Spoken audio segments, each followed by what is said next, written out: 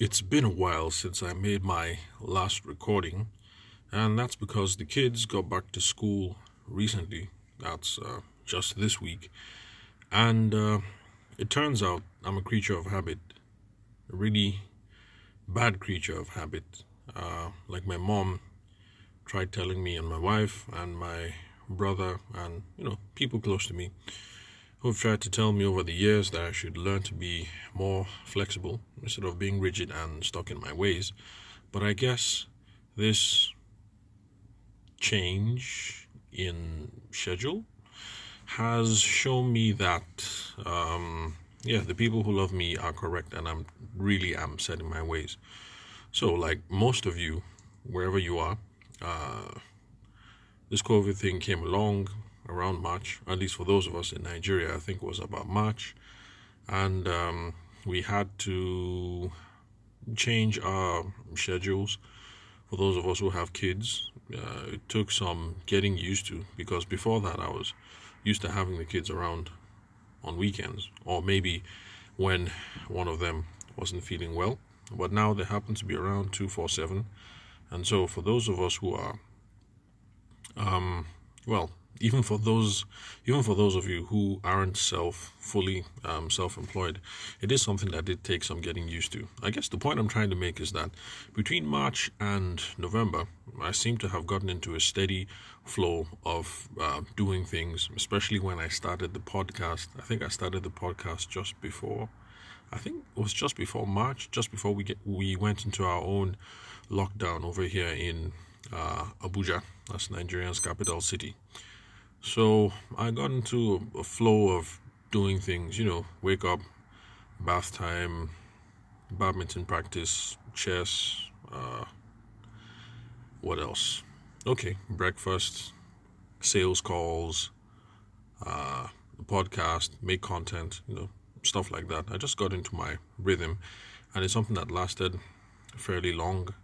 That's March all the way through to November, and I guess I just got stuck in my ways. So finally, the kids get back in school, and day one, day two, day three was pretty much just me floundering around trying to come up with a new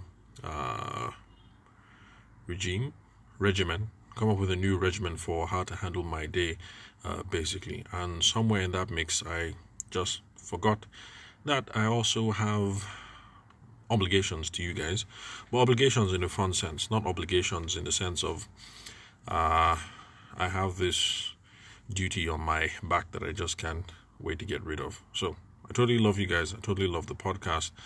I just disappeared for a while because with the children being back in school, good change, positive change. My schedule was just thrown out of whack for a while, and so some things went out of balance.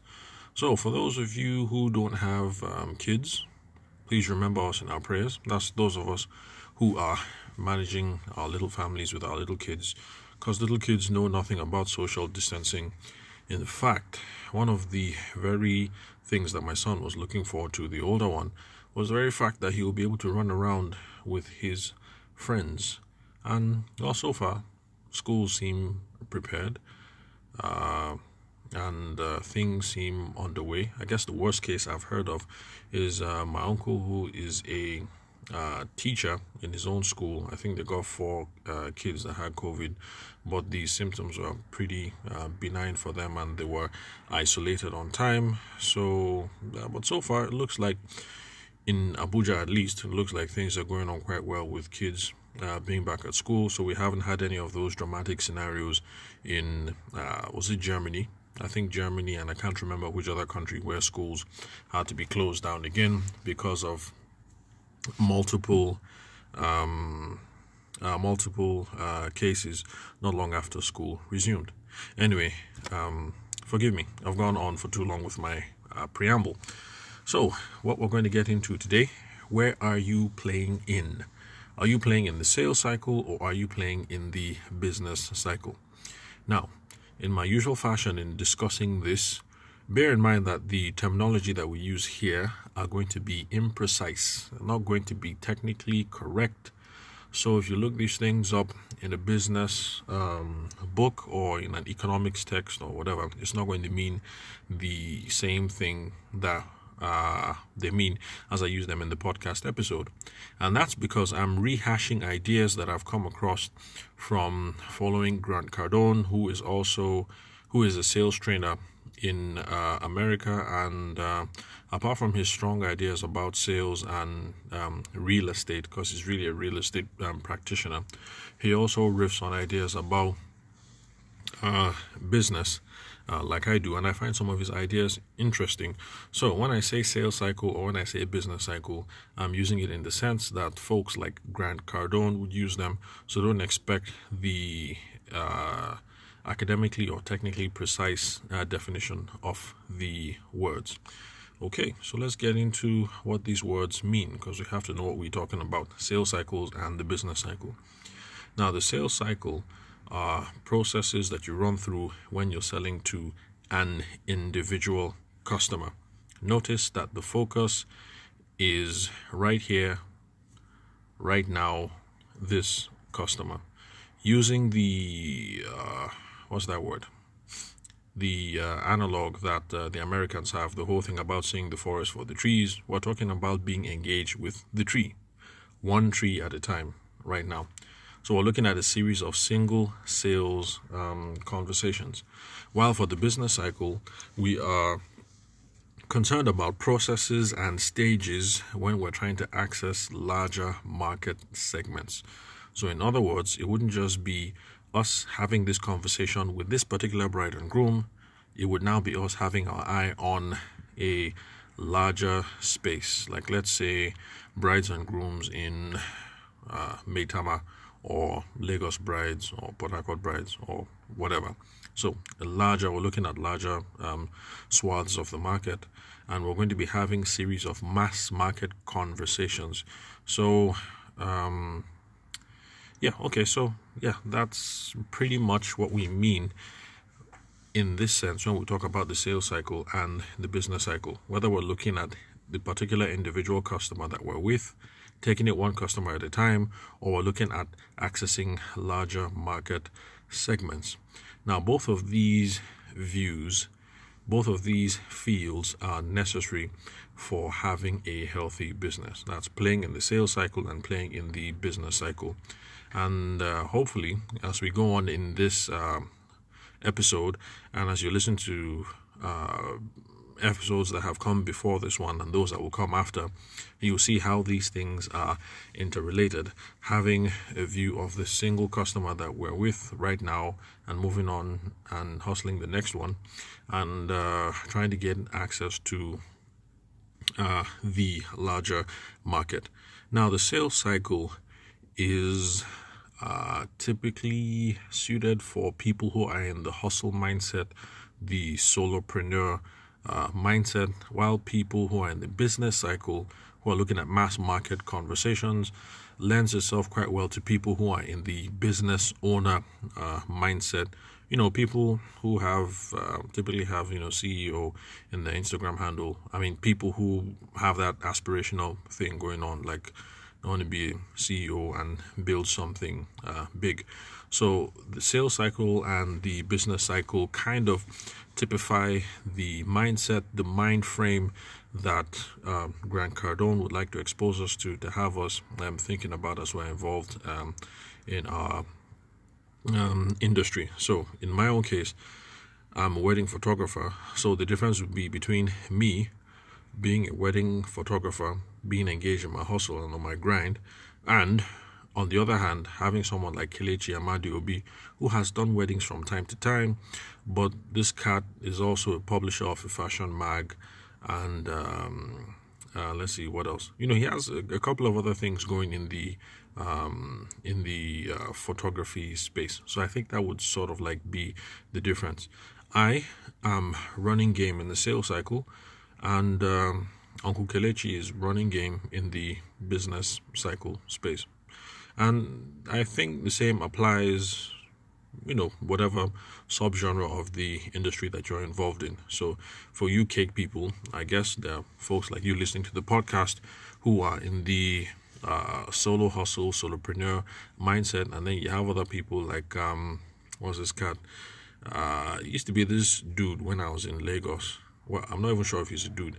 but and I think it's Cakes by Tosan or something like that. But while I was in Lagos, donkey ages ago, it looked like this fellow was trying to make a transition more into the business cycle, build sub brands underneath him that were affiliated that didn't necessarily need him being behind the oven to deliver the goods, but just having him involved in a lot of the sales and the marketing and the promotions and stuff like that. So, why is all this necessary? Sales cycle, business cycle, solopreneur mindset, business owner mindset. These things are important because they are directly related to how much growth we can get in our business and how we can scale. So, if you're stuck in the sales cycle, if you're hustling one customer after another, that solopreneur grind, you're capped at how much potential that you have for growth. And that's because there's a limit to how much scale that you can get by trying to solo grind all the time. Because the only thing that you have to leverage in this case is yourself. So just be mindful of that. While you're doing that solopreneur thing, it's all good. It breeds confidence. So it's really nice. But just realize that if you're stuck in the sales cycle, then you have capped potential for growth. It's not necessarily a bad thing if that is exactly what you want to do. But on the other hand, if you're enjoying this solopreneur thing, but when you sleep at night, you find yourself having grand dreams about you being the boss, being the CEO, the grand convener, the architect over your business empire, then you have to wake up and smell the onions or smell whatever it is that the saying is, and you have to realize that you have to switch your mindset. You have to start getting ready to move beyond the sales cycle and go into the business cycle. Go into the business cycle and start thinking about mass market conversations. So if you're in that business owner mindset, then yes, you have more potential, massive potential for growth and also to massively scale your business. And that's because you have multiple assets that you can leverage. First of all, being your employees or the team that you have around you, the access to the loans, financial margin that you can get. What else? Social media, especially since when you move into this business cycle mindset, you're probably going to be thinking about social media in terms of pay to play, paid advertising and all that, instead of focusing on organic growth in social media. So that's why this distinction is important. So just like I did when I first heard about these ideas, I think we all should assess our ambition and we should realign accordingly. So nothing says that you have to be one of those business cycle, mass market, business owner type kind of folks if you're enjoying the solopreneur hustle. So if you're, that's cool. But then if you're enjoying the solopreneur thing, but you think like there has to be more, then realize that these are the sorts of things that you have to start thinking about. You have to start worrying about mass market conversations. So think about it and think about it and realign yourself accordingly. But always remember, these things work hand in hand. If you're very good at hashing out the sales cycle, you're very good at having these one-on-one conversations, you're going to get to know your audiences quite intimately. You're going to know them very well, and that intimate knowledge that you get from your sample are going to give you lots of insights for when you zoom out and start looking at things from a mass market angle. So bottom line is, if I'm really good at this sales thing when I'm with individual brides at their offices, their homes, or we meet at the bridal fair, or they send me the DM through Instagram. If I'm really good at this sort of thing, then when I put together a team, I've got employees, I'm going to know what the salient things are to emphasize when training people who are going to be part of my sales team. For those people who are going to be behind the computers responding to inquiries, I'm going to know how to train them on what's important, what to respond to, how to drive the conversation, how to deal with objections, those sorts of things. So any time that you spend on the sales cycle side is not necessarily is not necessarily wasted. So don't lose hope if you're still in that solopreneur hustle kind of grind, sales cycle like some of us are. You're going to learn lots of things that will come in really handy when you transition to the business cycle. But now here is the most scary part, especially for those of us who got into the wedding space because it is something that we loved and it's something that we were good at. I was listening to Seth Godin a while back, and I think it was one of these his I'm not sure if it was a business boot camp or something like that. Well, there's a podcast on that. Anyway, I'll try and fish it up and maybe talk about it in a future episode. So Seth Godin was talking about what you being very clear on what it is that you want to be. If you want to be freelance or if you want to build a business, I think those are the terms that he spoke about it. And the example that he gave was using Zuckerberg and Facebook. And so from what Seth Godin says, Zuckerberg, yes, genius, very good coder, and he loves coding. But like he said, the day that Zuckerberg realized that he wants to be, this Facebook thing has to take off, Zuckerberg had to stop coding himself personally. Of course, by then he had learned a lot about, how to code, the psychological things to look out for when putting together the scripts for the website that will drive consumer behavior and things like that. He had got all the intel, but once he was serious about making sure that Facebook would explode, as we say over here, he had to stop coding.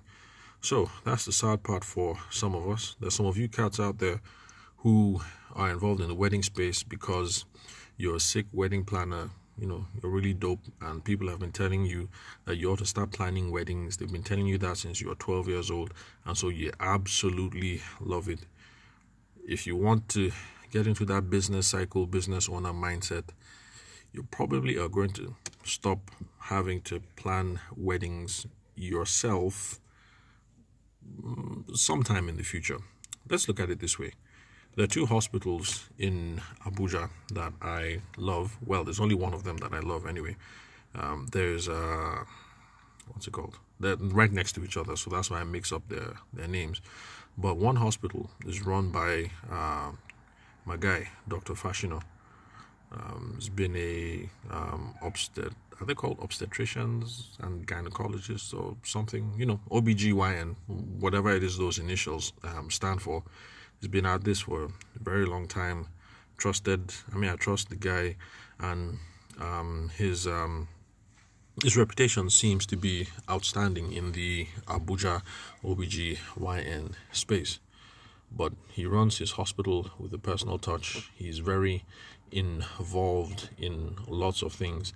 So it's clear that he is the artist type of person. Like, I'm doing this because I love it. And so he's the artist, and he seems to be doing all right for himself. But then you step across to the left, several plots of land over, maybe not several, maybe 10 or 20 plots of land over. And then you have Nisa Premier, run by another OBGYN, also respected. I think his name is Dr. Wada or something like that. Now, Dr. Wada, on the other hand, this dude is totally business cycle, business owner thing. So you walk in there, it's a large hospital. There's no personal touch at all. There's no finesse, no pizzazz. It's truly a business in every sense of the word. So it's a factory. cram people in, cram people out, and let's get this ship moving. Unlike the personal touch that Dr. Fashino, has at Arawa Hospital.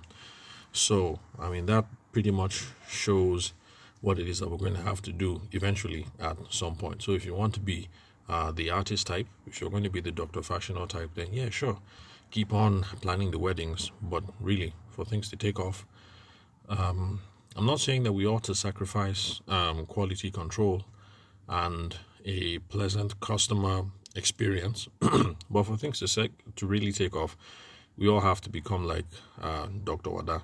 Make sure you get staff, train them up, employees, larger conversations, advertising, in his own case, lobbying, looking at different industry segments, because he doesn't do just hospitals anymore. He also has this health and lifestyle thing. So I think they have some spas and health centers, places where you go and get massages and eat fancy food and things like that. So he has a couple of them around the city, and I hear that he also has plans for Lagos as well. So, but anyway, bottom line, that's the idea. Where are you playing in? Sales cycle, business cycle. Do you want to hustle solo this thing forever, or you want to be a business owner?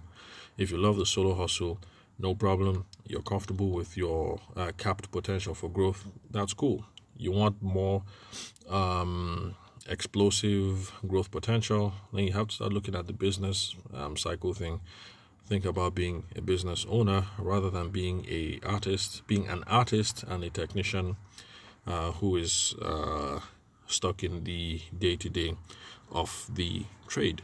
So that's it for today. Just to expose you to these ideas, stuff that we ought to be thinking about in the wedding industry, precisely because a whole lot of us come into this out of love. You're good with makeup, and your sister says you should be a makeup artist, and then voila, you're in the industry.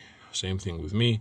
Folks say you're good with the camera, you should be a photographer, and some people say, oh, you're good at planning, you've been planning parties ever since year one at university, you should be a wedding planner. So we all come in because of love. Eventually, we have to start asking ourselves these larger questions. Once again, remember, the definitions, the terminology that I've used here are loose and imprecise. I'm just modeling them after what Grant Cardone talks about. So if you check the academic texts, or even if you check Investopedia and stuff like that, you will find slightly different definitions for the terms sales cycle and business cycle. So, thank you very much, guys, for listening to the Sales for the Nigerian Wedding Industry podcast. And also, thank you very much for tolerating my lapses where I drop out for a couple of days before I come back again. I'll try and do better in the future to continue to earn your time and your trust. I am your host, Abuja-based photographer Tavishima Ayede. I'll catch you guys at the next episode. I've said it time without end, so I'm sure if any of you still want to reach out to me, you know where the usual contacts are. Although, for those of you who are listening on the, what's this thing called? Anchor, on the Anchor platform, just hit the little bubble there. You'll be able to send me a voice note, and I will add it as part of the future episodes, basically. And just to give you guys a heads up, we've got a couple of those lined up. Spoken to a former colleague who used to be in the wedding space, but who left, who is now into commercial photography and seems to be doing quite well. So there's that. It's not really an interview anyway, just had him talking about his experiences. I'll put the audio up here, and then we'll run through the audio and see what intel that we can get, and see what lines we can draw about how people use best practices in sales and persuasion without realizing what it is that they are doing. And also another colleague who used to be in the wedding space but has started doing more corporate type photography and videography. So yeah, I have a couple of those things lined up for the future. Anyway, bottom line, thank you very much, guys, for listening. I appreciate your time and attention. I'll catch you guys on the next episode.